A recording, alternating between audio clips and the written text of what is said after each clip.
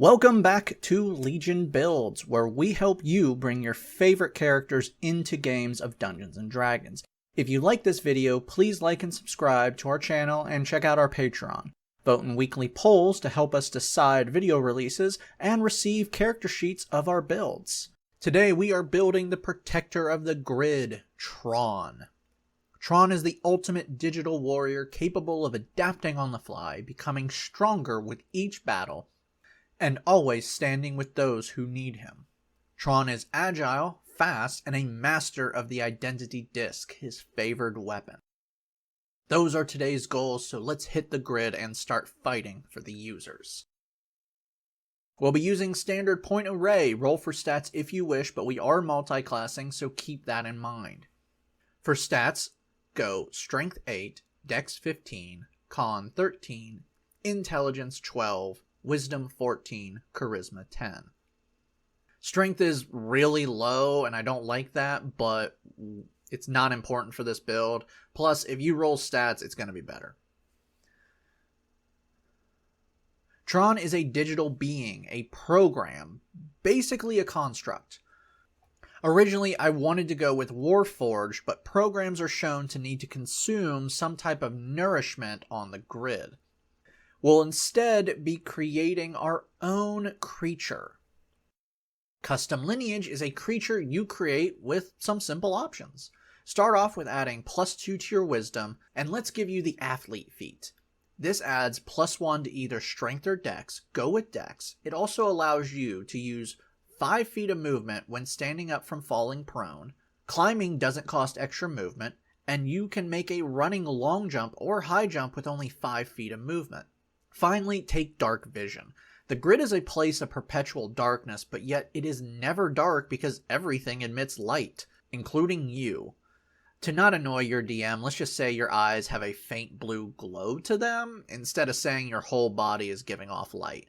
Maybe you have tattoos that also glow. You can customize the soldier background if you want, but we just need the skills Insight and Survival for background. Somehow you can track people's footprints in a world with no dirt, but, whatever. Alright, we're going to start off with a monk. Take Perception and Acrobatics as your skills. Level 1 monks get Unarmored Defense. When you're not wearing armor, your AC is 10 plus Wisdom plus Dex. The movies are a little bit odd when it comes to armor. You have armor, but it's not how we think armor is, so you know what? You don't wear armor.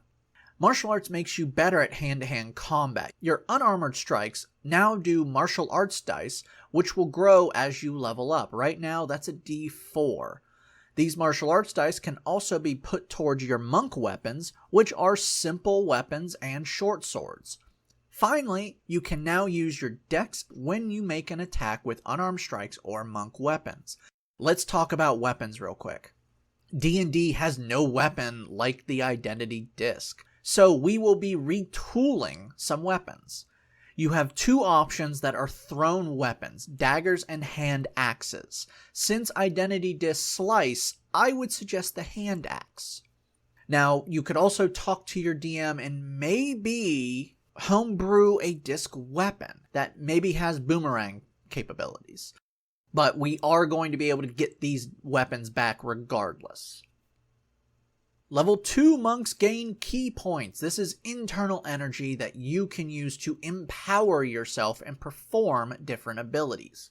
Right now you can only do a few things with this, but this will improve over time. Step of the Wind allows you to make dash and disengage as a bonus action and doubles your jump distance. Patient Defense lets you make dodge as a bonus action, and Flurry of Blows lets you make 2 attacks with a single bonus action. You also gain unarmored movement. When not wearing armor, your speed is increased, starting with an additional 10 feet. This will grow over time, similar to your martial arts dice. Level 3 monks can now deflect missiles. This lets you decrease damage done by projectiles that hit you. You can even catch them and send them back. Using your reaction, you reduce the damage by 1d10 plus Dex plus your monk level. If the damage falls to 0, you have caught it and can now throw it back. But please be mindful, you need to have an open hand to do this. If you are wielding both your identity discs, you will not be able to do it, but can still deflect it. You also gain a subclass. Kensai monks are weapon fighters who energize their weapons with ki. When you take this subclass, you can choose 2 weapons to be your Kensai weapons, 1 melee and 1 ranged. Pick your hand axes for your melee, and I have no clue about the ranged weapon. In Tron and Tron Legacy, the only ranged weapons are on tanks, so just go with whatever you want. Agile Parry lets you use your Kensai weapons as a defensive weapon. If you attack with an unarmed strike while holding your Kensai weapon, you can add +2 to your AC. Now, this is only when you're wielding 1 identity disc, as you need a free hand to make the attack. Kensai Shot lets you use a bonus action to empower your ranged Kensai weapons, adding a d4 of damage. Alright, time to jump some classes. Level 1 fighters get a fighting style. Thrown weapon adds +2 to damage with a thrown weapon. Second Wind lets you add 1d10 plus your fighting level. Level 2 fighters get Action Surge, letting you make an additional action. Level 3 fighters gain their subclass. Eldritch Knights are magical warriors who wield magic as well as weapons. Weapon Bond allows you to form a magical bond between you and up to 2 weapons. By performing an hour-long ritual, you were bonded with a weapon, and now you can never be disarmed when holding it and can summon them to you with a bonus action. Now, this is unclear if you summon both of them with a single bonus action or 2 different bonus actions. I'm leaving this up to your DM. Bond with your hand axes will allow you to throw them, and they will now return to you. For spells, Green Flame Blade ignites a weapon worth at least 1 silver with fire. Attacks with this flaming weapon do 1d8 fire damage and then strikes a second target, dealing your intelligence modifier plus a d8. Now, this will not work if you throw the weapon, as you have to be within 5 feet. Sword Burst creates a burst of attacks, causing 2d6 force damage on a failed dex save everyone around you. Featherfall stops all fall damage, no matter the height. Shield adds +5 to your AC. Magic Missile fires 3 darts that auto-hit their target and do 1d4 per dart. And the only way to stop this is with the Shield spell. Level 4 fighters get our first ability score improvement, but we need a feat. Fighting Initiate gives you a second fighting style. 2-weapon fighting lets you add your damage modifier when wielding 2 weapons. You also gain a new spell. Alarm creates a 20-foot cube. Anyone who passes through the cube triggers an alarm. The alarm can be silent to where only you can hear it, or can emit a loud noise. This works only if you are within 1 mile of the cube. Level 4 monks get another ability score improvement, and once more we need another feat. Dual Wield improves your 2-weapon fighting. First, you can now draw 2 weapons with a single action. It also lets you wield 2 weapons that are not light, but your hand axes are light. And finally, and this is the best part, when wielding 2 weapons, you gain +1 AC. You also receive Slow Fall. This lets you reduce falling damage by 5 times your monk level. Quickened Healing allows you to spend 2 key points to heal equal to the roll of your martial arts dice. Level 5 monks get Extra Attack. This lets you make 2 attacks with a single attack action. Your martial arts dice go up to a d6 as well. Stunning Strike lets you spend 1 key point to stun a creature after you hit them with a weapon attack by forcing a con saving throw. Level 6 monks is where your unarmed strikes and Kensai weapons gets better, because now you get ki-empowered strikes and magical Kensai weapons. Your discs and fists are now magical, ignoring resistances. Death Strike allows you to spend 1 key point to cause additional damage with your Kensei weapon once per turn, equal to your martial arts dice.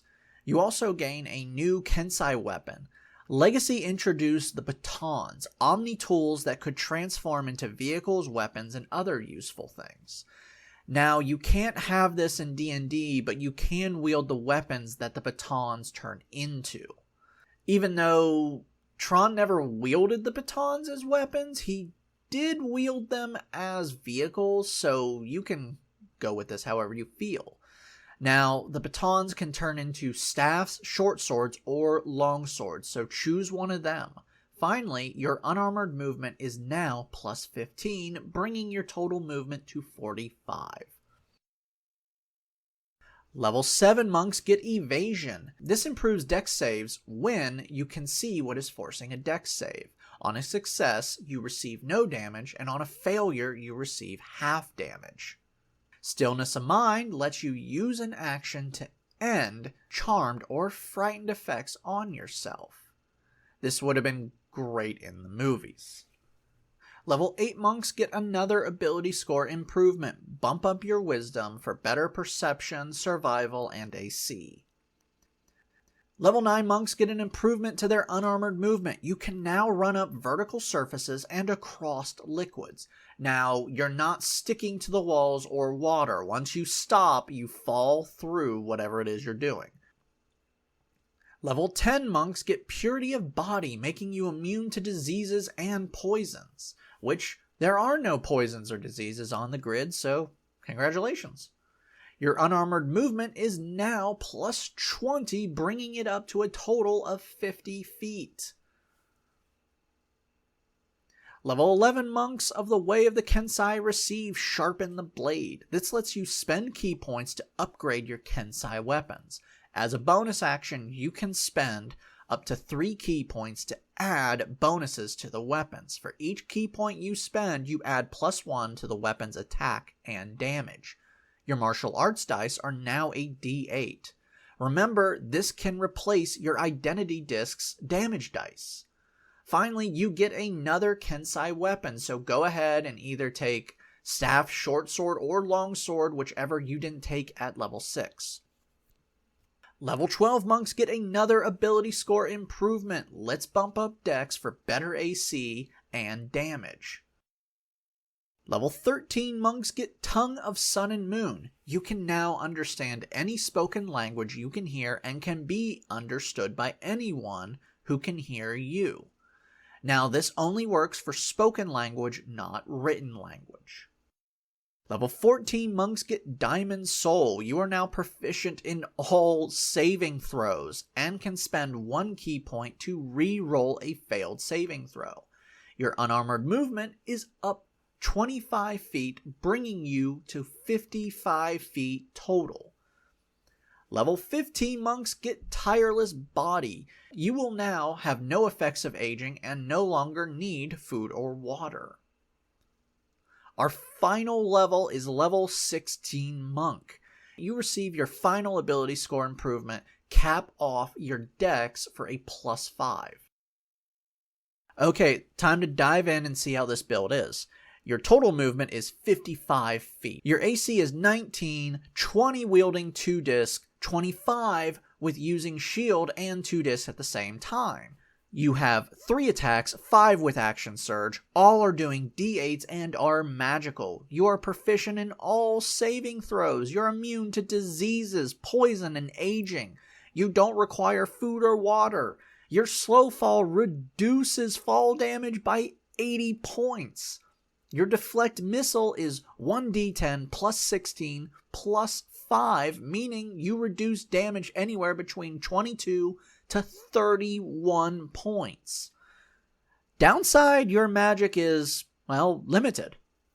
Yeah, that's it. You have 3 spell slots. And you know what? Who cares? Yes, you have Magic Missile, Shield, and Featherfall, but you don't really need to use them too much anymore. Featherfall will reduce all fall damage to 0, while slow fall only reduces it to 80 damage, but you're now going to be capable of falling 100 feet and survive completely either way. You're also already doing magical damage, which your Green Flame Blade is actually going to do more damage, but it's a single attack versus multiple attacks. Just save all of your spells for when you really need it, like when Clue gets the drop on you again. Some of your saves are not good, but you know what? You're adding a proficiency bonus to all of them, so yeah. I really like this build, and frankly, I don't see many problems that aren't easy to overcome with what the build offers. I'm going to say it, out of every build that I've ever done, I don't want to actually play any of them except for two, Scorpion and Tron. This is just a great build. You're fast, you hit hard, and you're basically unstoppable. Thank you for joining us, and remember to leave a like and subscribe. We release a new video every Monday, and over on Patreon we have weekly polls to decide our next builds.